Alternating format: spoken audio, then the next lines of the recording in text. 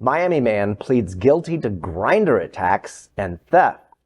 A Miami man is facing life in prison after he pleaded guilty to a string of carjackings, kidnappings, robberies, and assaults targeting gay men that he met on Grindr. According to a statement from the U.S. Attorney's Office for the Southern District of Florida, Stevenson Charles, age 21, admitted he engaged in an escalating series of crimes against 5 gay men from October 23rd to November the 6th of last year. He pleaded guilty to 17 different charges related to the crime spree. In November, Charles arranged to meet a man in Dania Beach for sex. He kidnapped the man and told him to drive to his own residence in Aventura, where he had been living with another couple. Once there, Charles robbed the couple at gunpoint, forcing them to drive to an ATM and give him $1,500. He left the couple at their home in Aventura and then had the man he met on Grindr drive back to Dania Beach, where he shot him multiple times. The victim survived and was able to call the police, and Charles was identified as a suspect. He was later arrested in Georgia. The case is the most recent in a series of attacks involving the popular gay and dating hookup app Grindr. What do you think?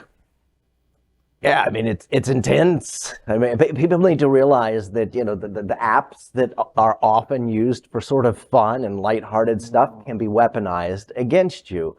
And you need to realize that a lot of the people we interact with out there in the internet world don't have our best interests at heart. So, I think we've been lulled into a certain sense of safety about it. Because yes, you shouldn't go and meet up with people at their homes or in parking lots. But we also, in the back of people's minds, the app knows where he is. The app can pinpoint back to a certain spot, and you sort of feel comfortable because, while we are all being watched, everybody else is being watched too. So you think, okay, well, my phone will tell people where I'm at.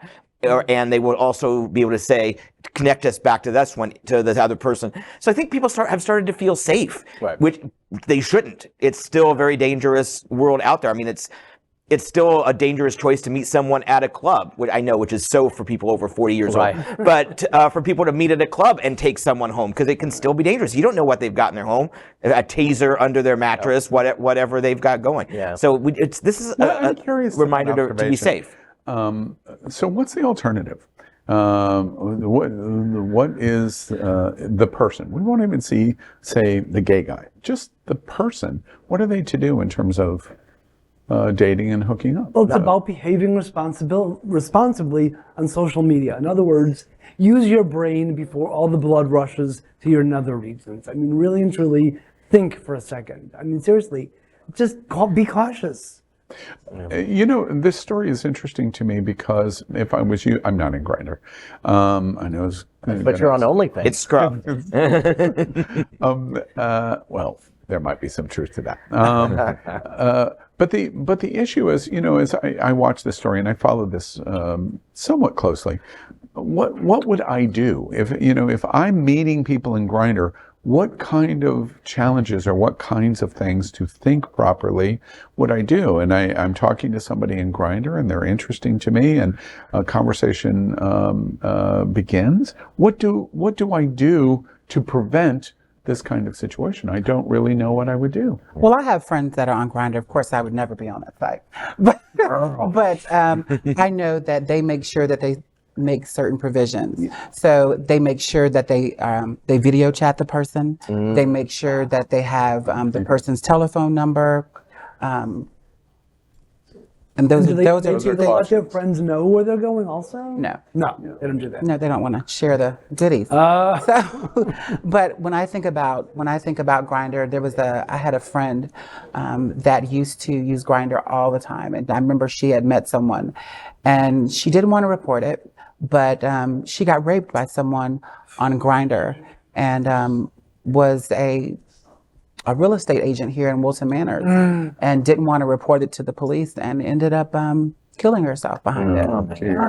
Ended up killing herself behind it. So you do have to be cautious about those type of things. Well, if anything, Charles looks like he'll be one very popular prison bitch. Yes.